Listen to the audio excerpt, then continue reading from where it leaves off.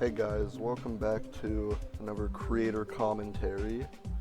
You guys really liked the one on miscellaneous memory, so I did another poll asking which one you wanted next.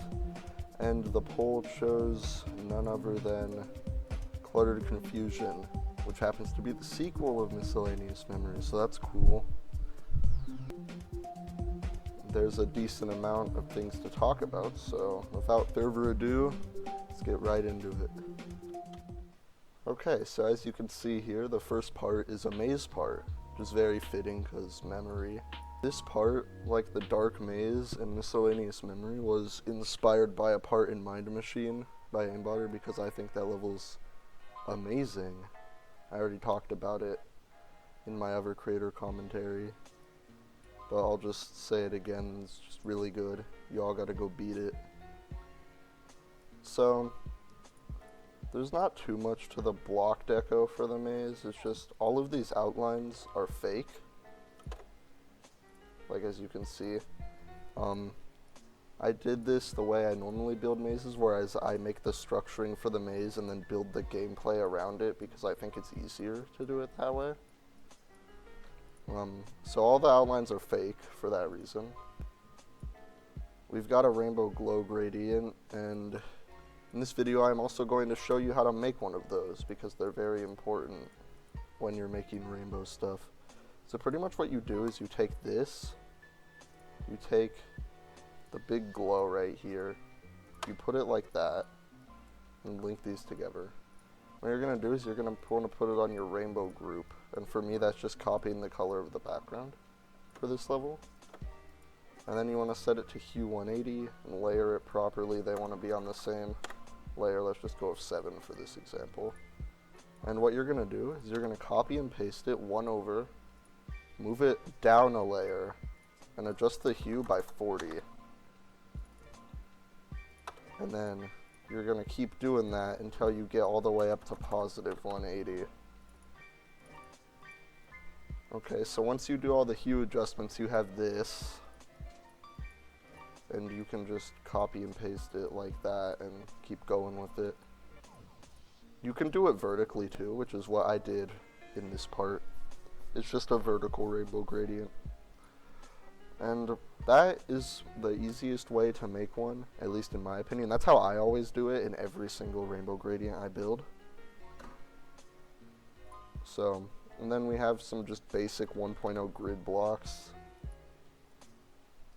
Some slopes, black slopes here. These slopes were used in the Mind Machine deco as well. That's kind of where the main inspiration came from, to use these slopes. Got some 3D, because 3D in a maze just makes it look better. More 3D base, more 3D. The background is a bunch of these giant pulsy objects. They're scaled up and they have a darker layer behind them too. And what they do is they move up and down. As you can see, there are 4 layers and they have an effect where they move up and down. I used a similar background to this in my other level Smartish mode, which I will do a creator commentary on eventually. But this background is pretty easy to make. It just takes a few move triggers there up here. I'm just moving it up and down. And it looks good. So I'd recommend making this if you need a background that's simple and looks nice. And then we just have some animated objects in the background, because I like doing that. Not too much else to say about those. Ground spikes, not too much else to say too, just some gears. The gears are layered behind the maze and the actual spikes are layered above it, which is pretty nice. The orb deco for this part is just black glow circles to make it stand out from the maze a bit more. Alright, now this part. This is a very interesting part of the maze because these white thingies, they pop up on the beats of the song here. I'll show you. They pop up on that like weird beat right there.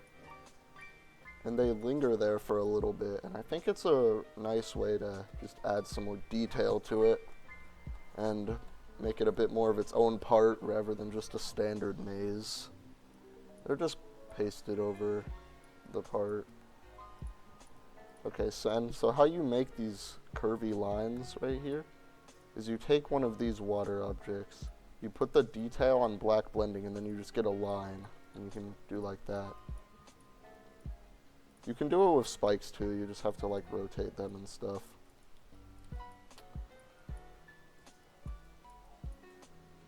And they have white glow that appears when they pop up too, so they don't just randomly appear, they kind of shine and fade on a little bit. And you got some glow strips in the background. Not really much else to say there. Got a blending screen that goes over the whole level because blending screens just add a bit more to anything and make it more vibrant. There's also glow on the maze blocks. This part is kind of like decently glowy, but I don't think it looks overly messy either.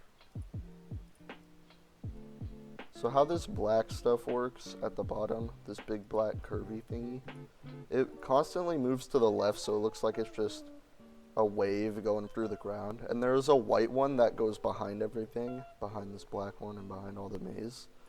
And it's pretty cool when you're seeing it in normal mode. I think that's really about it for the first part. A lot to cover, but I think I got all of it. Alright, so the robot. I'm excited to talk about this part. So, you may notice all these keys, and they're all colored, and you may be like, what do the keys do? Well, so you see how all the orbs here are yellow, right? If you hit this blue key, all of the orbs will become blue.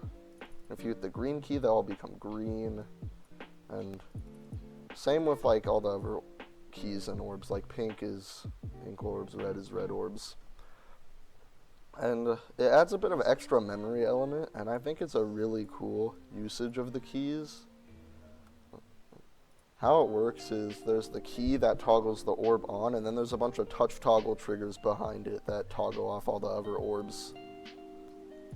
And for the decoration in this part, it's probably the worst part, honestly. I'm not the hugest fan of the deco.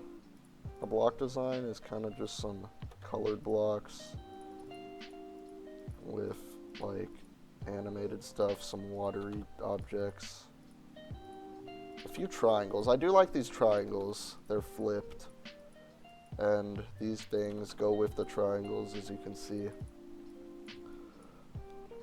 This was actually not the original design for the part. The original design for the part, something like this.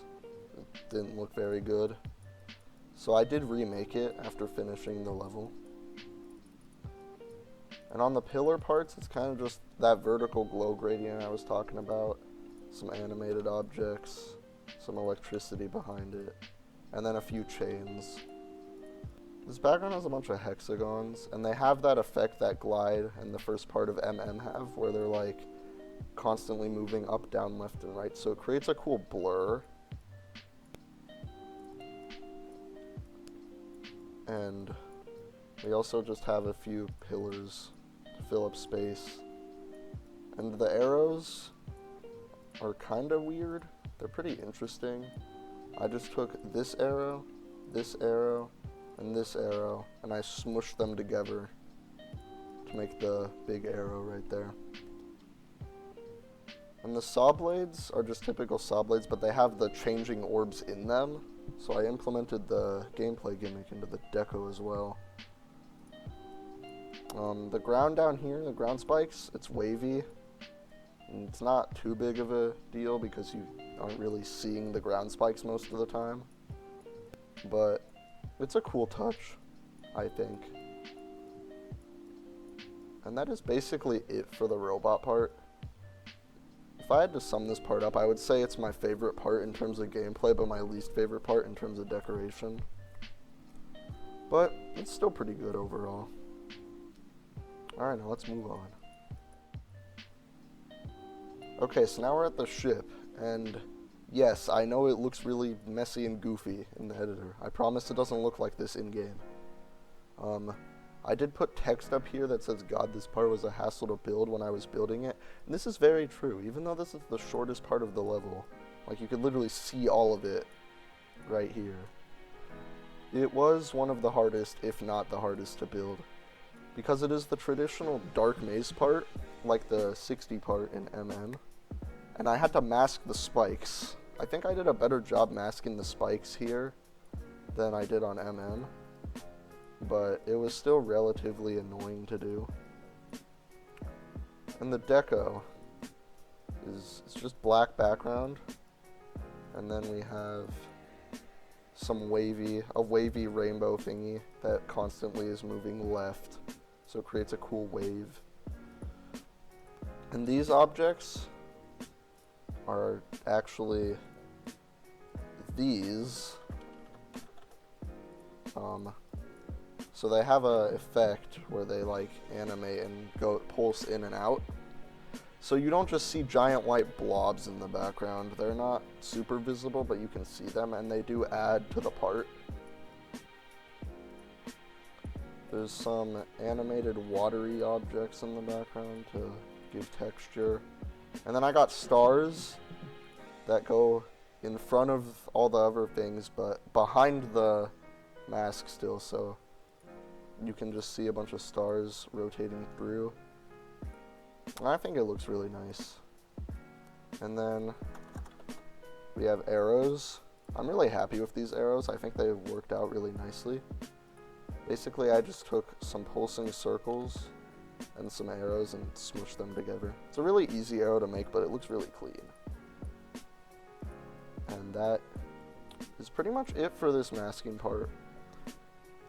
Probably one of the better parts of this level, even though it's really short.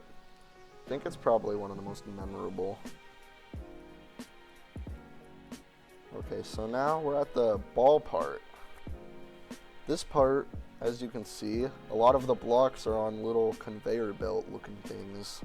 And that is because, like, all of the blocks move in this part. I did this before in my level Erode, where I made blocks move along on conveyor belts and they affect the gameplay and you have to interact with them like that.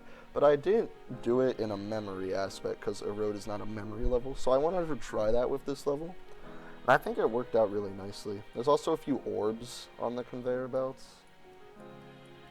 And like here, just whole orb sections. So this part is definitely one of the goofiest parts gameplay-wise, even though it probably is the least learny part.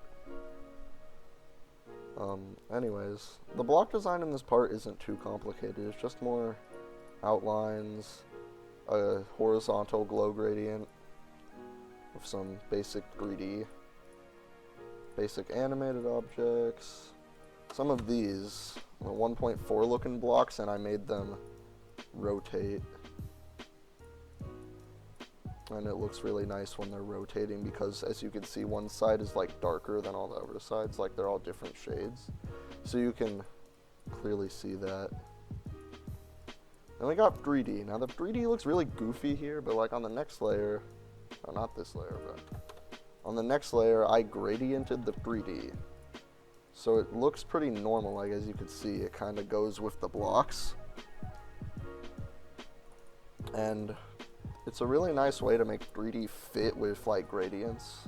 You can just gradient it. It's kind of difficult to do and a bit tedious, but it is worth it in the end. And the orb deco for this part is just some basic pulsing stuff. And what I did for the ground was I made these like animated watery objects. I used these to make kind of a waterfall effect coming from the blocks. And then I put some shapes in here too. And what it kind of looks like is that there's a little river thingy down here. Like, it's kind of flooding a little bit, which is why it's not on the top as well. Like, the stuff is coming down from the blocks and it's like building up at the bottom. And I think it's a pretty nice detail.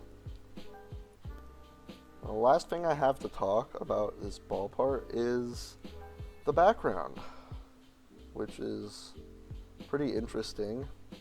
First of all, we've just got some fire in the very back. But the star of this background is these slopes. They just look like normal slopes in editor, but like in game they're a lot different. Because what they do is all of these triggers up here make them squish down and like out. And I know that sounds kind of weird, but you'll see what I'm talking about. It's kind of like that background in Shardscapes at the drop. So I kind of recreated it here.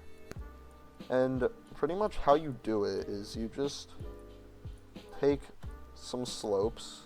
You can use either slope, I'm just using these ones.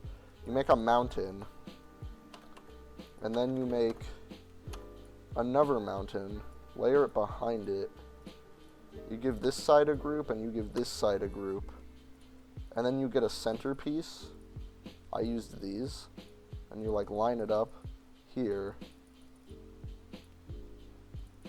And then you make this one rotate out slightly from the centerpiece, so like that, kind of. And then you do the same with the other one.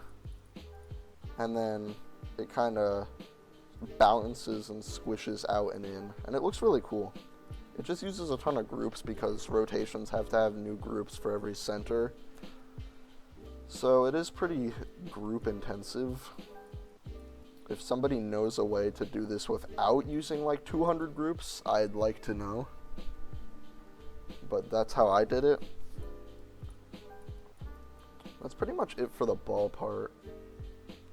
One of the more interesting parts of this level, mainly because of all the moving gameplay. And I honestly really like how this part turned out.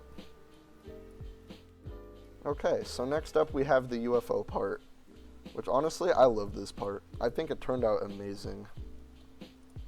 So, for the deco, you've got the black outlines, so you can see underneath the white ones, which I did use in in the ship part.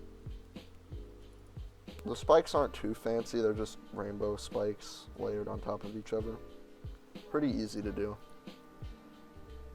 We got some animated objects, black and white, with a line underneath it, which I think is a very cool thing to do in your levels. And it adds a nice little contrast from all the rainbow coloring. So,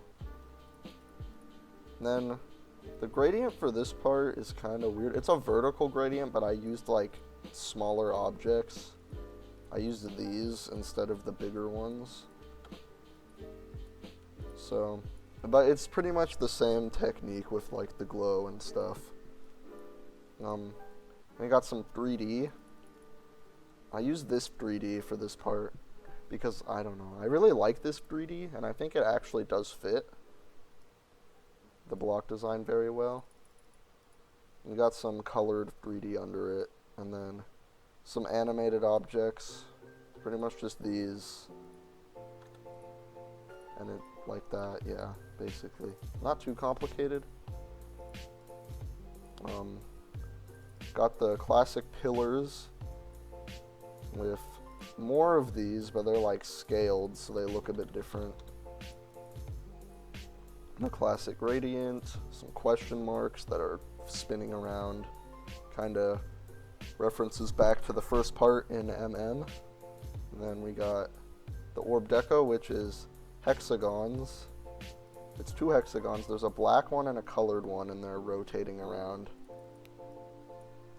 I like using pulsing objects for orb deco, as you can probably tell in both and this level. I think they're some of the best things you can do for orb deco, because they're really simple, and they do pulse along with the orbs. So it does work out really nicely. I got some triangle rotatey thingies, which honestly I think turned out really nicely. They rotate around this center block. Not block, that's a circle. I'm such a goober. And there's another layer of them. These ones are actually down here when you're playing the level, but the problem is you can't like put them down there because then they'll go like this and they'll be squished at the bottom.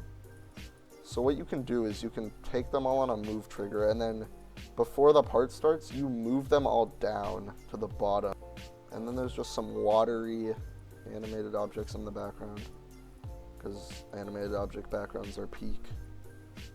The arrows are kind of interesting. What I did for the arrows in this part is I took one of these arrows, and I took a question mark, rotated it like this, and then I moved the question mark in like this. So it kind of creates an interesting kind of arrow design, and I think it looks really cool. You can make a lot of cool arrows with pulsing objects.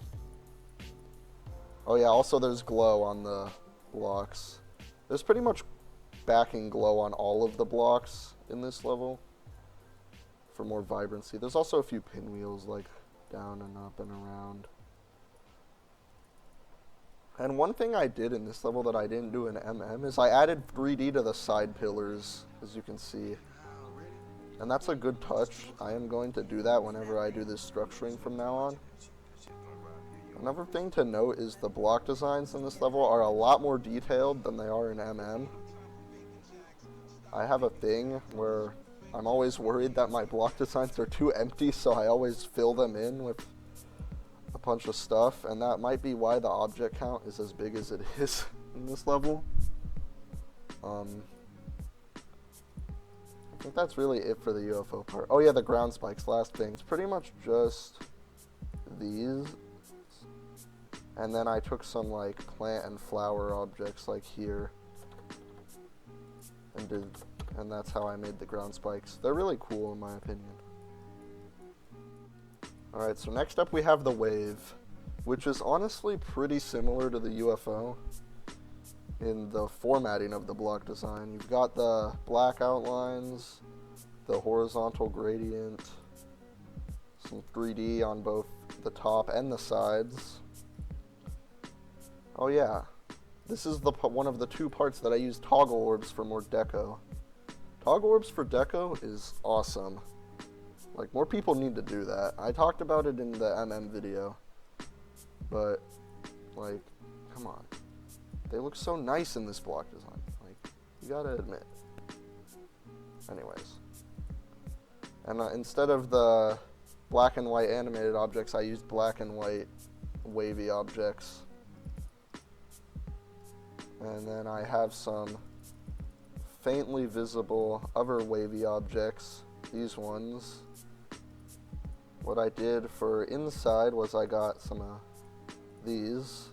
I flipped them like that, and then if you put it on like blending and then white like that, you get something like this, and it's a pretty cool wavy effect. Got the typical gradient. Oh, these blocks, yes, these blocks are amazing, and I'll show you. They are right here. These, they are so good. They got like the side thing, and if you like box meta them inside, like what I did here, it can look really cool. And you can also do the rotating thing like what you do with these blocks. And our orb deco is just stars this time. Or I guess more portal deco. There's not very many orbs, it's a wave part. But you get the point. Got some arrows, the typical brightness gradient arrow, where you take an arrow, give it a thing, brighten it, color, and then you move it back and decrease the brightness. Very cool arrow design, in my opinion. And this part also has some background objects that rotate. Like, these are the ones for the UFO, these are the ones for the wave. They're like goofy looking octagon thingies. I think they look really nice. These definitely add a lot to the backgrounds in this part. and they're really easy to do. You just make the shape and put a center and then rotate it. And then for the background, in this part, I used the flower objects, which I have never really used before. And honestly, they're pretty goated. Like, you can do some cool stuff with them, like making them rotate in the background. You can make like pillars with them. Flower objects are very, very cool. One last thing is, on every portal that you go into, there's a little glow beam that appears over it, which is a pretty nice touch, in my opinion. I also got the classic D block text here, even though there's no D blocks. And yes, don't worry, this mini portal is fake. It uses the same ground spikes as the UFO. I also have a bunch of portals down here that send little particles up to the actual part, which is something you can use portal particles for, and I think it's a pretty interesting thing to do. So the final part, the duel. This part is ridiculous. Like, just look at it. It is ridiculous. Okay. So, for the block design in the duel, I wanted to take pieces from the deco and other parts of this level and mush it into a final block design to send it off. You got the gradient and the gradient glow. We got some animated objects. We got some more 3D. And then we got some wavy outlines. I used those wavy, watery block thingies I showed you in the first part to do that. Got the animated object thingy in front. And we got a few water objects to add texture right there. They're not too visible, but they do kind of make a difference. Got some glow, more wavy objects, more glow gradient. Some of the goofy 1.4 objects that I used in the ball. I got some of these weird looking thingies, which are these, and then I like rotated and flipped them like that to make that shape. It's kind of interesting. It definitely adds to the block design in a good way. There's the side 3D. The arrows, I just took this, and this. Basically, that's what I did. And then the ground spikes aren't too special. They're just like some animated ground spikes. Where are they? These ones mixed with some watery objects. These. And then some of these. Not too complicated, but it looks nice. And then the background for this part is rather interesting. These toggle orbs are on the sides, and you can just see them in the background moving down and rotating. Toggle orbs and backgrounds are awesome, man. Toggle orbs are just awesome. You can use them for so many things. And the rest of the background is pretty simple. It's just some electricity, and then a few things that move up and down, kind of resembling back to the wave part in miscellaneous memory. And there is one more pretty notable thing, is you see these toggle orbs down here. What they do is they come up on certain beats of the song.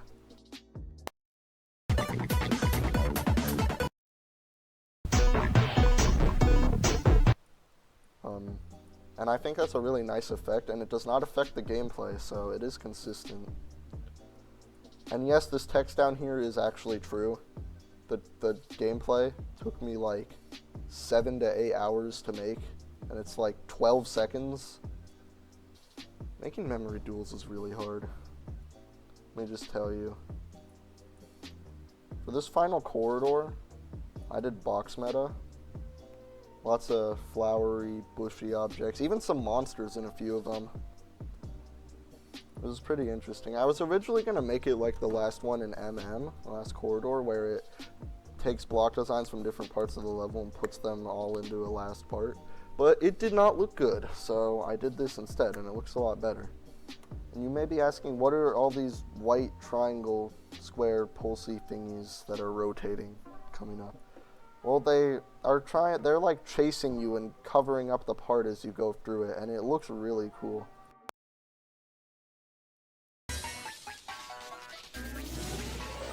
Probably one of my favorite effects I've ever made. That's what all these alpha triggers up here are for. Kinda took a lot of work and a lot of groups to get it to work, but it looks so nice. And then this last GG, when you jump over, I made this giant glow thing pop up.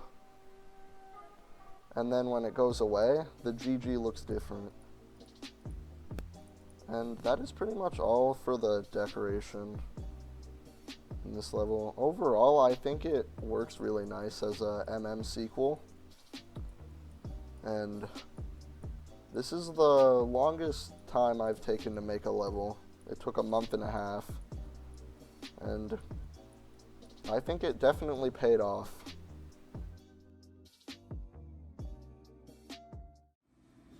Hello, as you know, I'm the verifier of Cluttered Confusion, and I'll be talking more about the gameplay as I had a big part in the playtesting and of course the verification. This first part, it's kind of run-of-the-mill, especially for Enfur.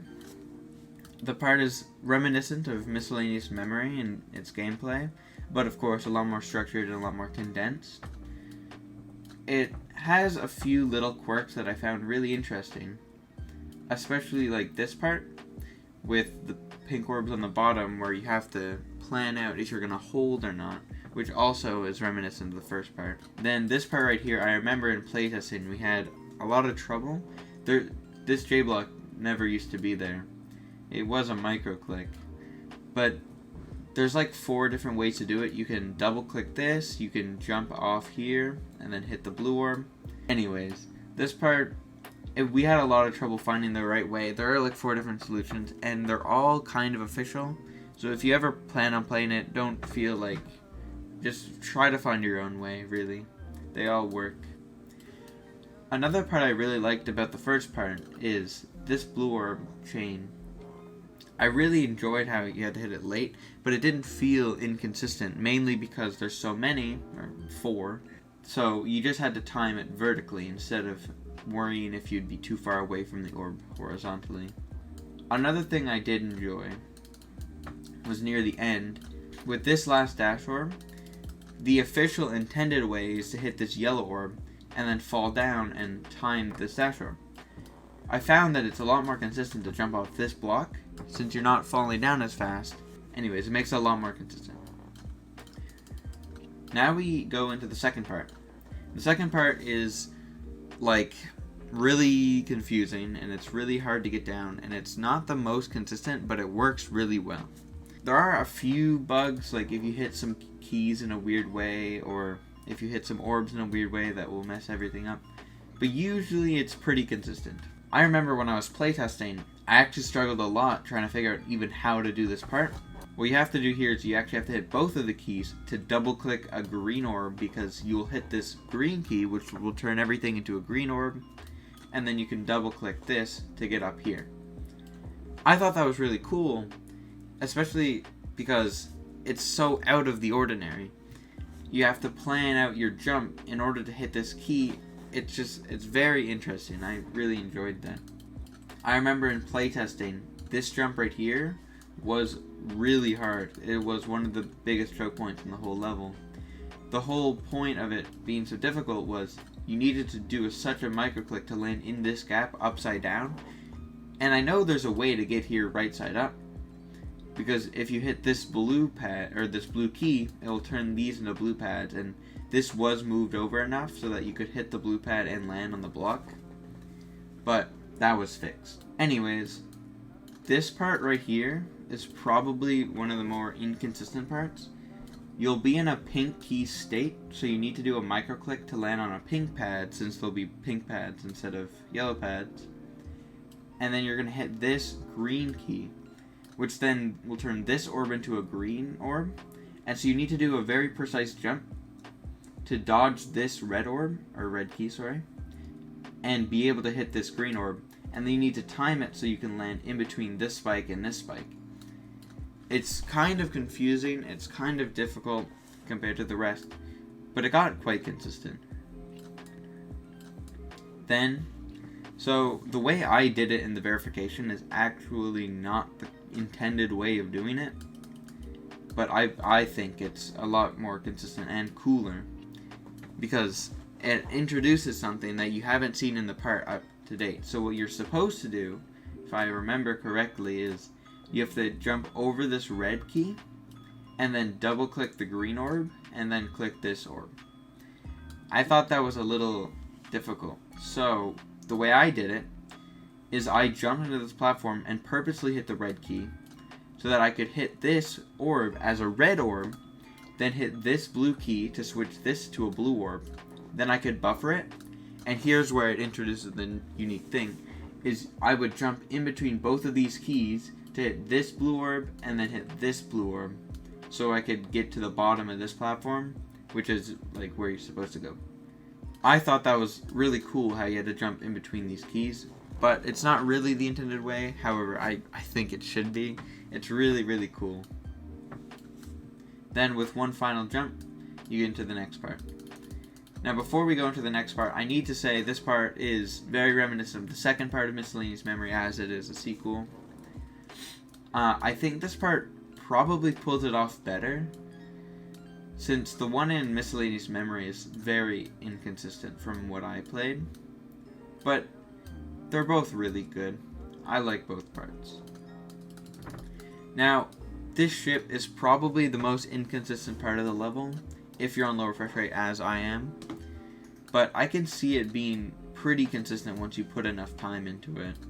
I was just very severely under-practiced with this part, and I found it pretty difficult. So you can't really see it, but this ball part, I really enjoyed this ball part. We had a little bit of struggles playtesting this. There was quite a few skips, and I still think they're there. But we fixed most of them. Overall, this ball part's really hard to learn, and it feels like it will never get consistent, but it got really consistent. Near the end of the verification, I was passing this ball nearly every attempt. A few gimmicks I really like. I like these orb mazes. They are a bit inconsistent, but once you know like exactly when to hit each orb, they get really consistent. Then you have another one over here. Then this part is a little confusing, but overall it gets pretty consistent. And something I really, really like about this ball part is the very end, where you need to buffer this yellow orb in such a way that you hit your head off the platform so that you can fall down and dodge these portals and spikes. I think that was very clever of Enfur to do that. Then you have a small intermission part, which is just 2 clicks, I'm pretty sure. You have to hit this late and then buffer this one, and then it's an auto. Then you have the UFO part. The UFO part, one of the more complex parts. So you have to start the UFO with a buffer so you can dodge this red orb, and then a double click. And the reason I bring this up is the double clicks weren't a real big part of the level. Like, there was a few, but this UFO really puts it into second gear, I guess, in a way, where there are a lot more double clicks, and the level really embraces that. There also is a lot of dash orbs, which are a little weird because they're like fully rotated dash orbs. So stuff like this part, I really enjoy this part because you need to like quote unquote spam. You just do like a click or two to dodge this blue portal. I thought that was really cool. And then right here, where you need to do a jump in between these spikes and then do 2 clicks, not a double click, just 2 separate clicks to switch gravity back to normal to go in between these spikes.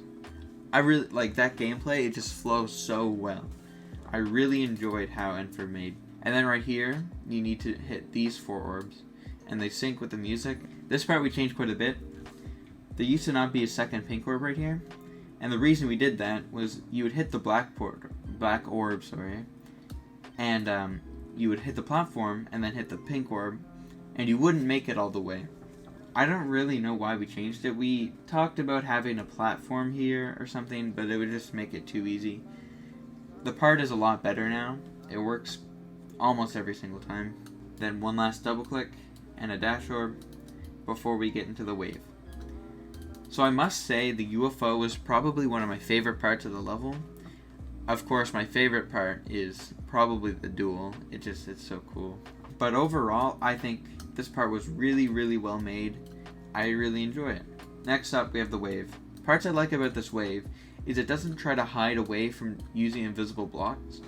Now, these invisible blocks, they're not too invisible because there would be ground spikes here. But you need to go under this spike, and I think that's really cool how Enfur utilized the bad hitboxes of the mini wave on D blocks to make a really cool memory part. Like, you see it everywhere. You go under all of these spikes, and then you have to go through here, and then you have a part like this where you need to alternate and like zigzag between these blocks, and I think that part's so cool and it's really fun to pull off. And again, going through the blocks. Now, I actually found out on 60 or on mobile or something that this top part doesn't work. I think it has to do with going in between these spikes, but that's not really a problem since there's a second way you can go. If you go up here, you hit this portal and then you go in between here, and then you can just go back the normal way right here. So even though this part doesn't work on 60, it's still possible, and it has been beaten on 60 because there's a second way to go, and I don't even think this was intentional, but it works. Anyways, this wave is a really, really cool part. I think it flows really well, and I think the duel is my favorite part. I really like the duel. It's kind of inconsistent, it kind of doesn't work the best, but I think it gives it so much charm. I think the duel is awesome. It's going to be kind of hard to explain it, so I'm just going to give parts that I really like about the duel and not really explain how to go through it, since that's kind of the whole point of the level, or the point of the duel at least. So, one part I do really like is over here we have this part with the black orbs in the portal. Now, when I was first learning this part, I was doing this part so wrong. I didn't know you need to hit this orb, so I thought you needed to hit this black orb and then go into here. No, your whole point as a ship is to hit this, and then hit the yellow orb to go into the next part. If anyone's playing this level, these blocks are fake. Now you might notice that if you hit this blue orb, you'll die to this block. If you hold from here and then hit this kind of late, you'll dodge this block almost every single time. Anyways, the next part of the duel that I really, really like is I like this part with the straight fly.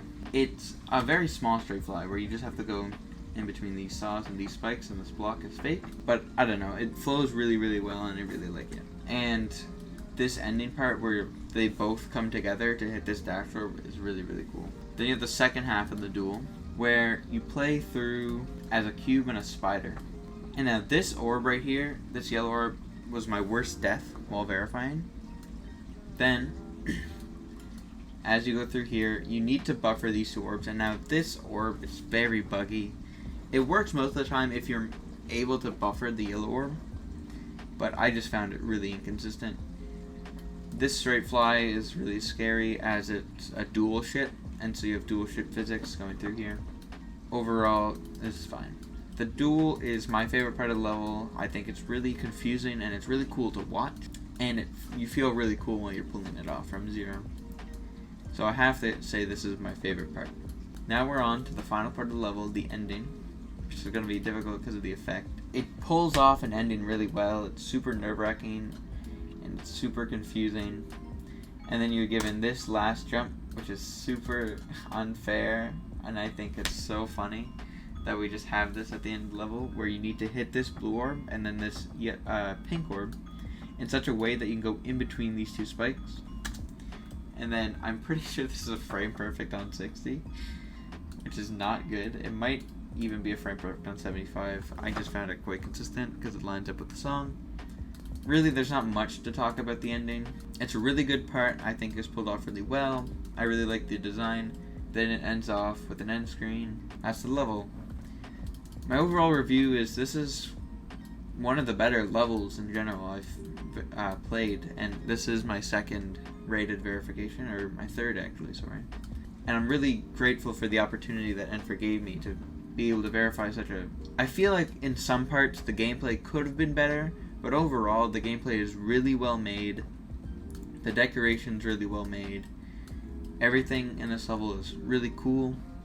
It has a lot of charm, it has a lot of uniqueness, and I think that you should really give it a shot if you're looking into playing a Memory Extreme. Anyways, that will be all from me. Thank you, Enfur, for letting me have this part in the video, and I'll see you guys later. Okay, so that is it for the creator commentary on Cluttered Confusion.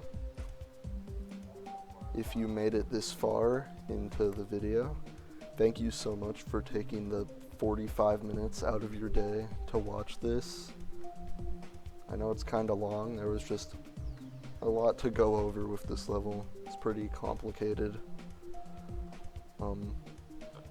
I would like to also thank the 4 people who have actually beaten this level. Still no full detail victors yet though, but maybe soon. I don't know. Everyone's scared of this level for some reason. And I would like to thank everyone who supports me in my creating, because without all my supporters I probably would have stopped creating before I even got a single creator point. So yeah, it means a lot that I have as much support as I do, and thank you guys for that. And thanks again for watching, and thank you to MeowMasterer for doing a part of the video and talking about the gameplay and all that, since I didn't really do too much related to the gameplay. And yeah, make sure to like and subscribe and stuff.